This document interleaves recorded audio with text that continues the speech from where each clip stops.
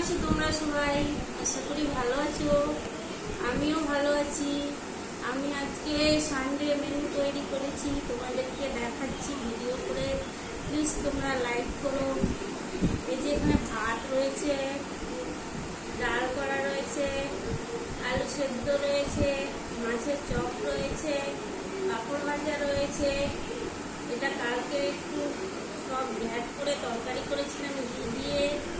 আলু ভাজা, এই যে মাছ, বাটা মাছের ঝোল, এটা হলো কচু ভাজা, কুমড়ো ভাজা, আমের চাটনি। চাটনিটা এখনো করতে বাকি রয়েছে।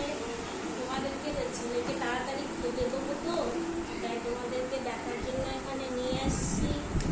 আর এখানে টক দই রয়েছে। প্লিজ আমার ভিডিওটা কেমন ভালো লাগলো তোমাদেরকে লাইক করো, কমেন্ট করো, শেয়ার করো, সাবস্ক্রাইব করো।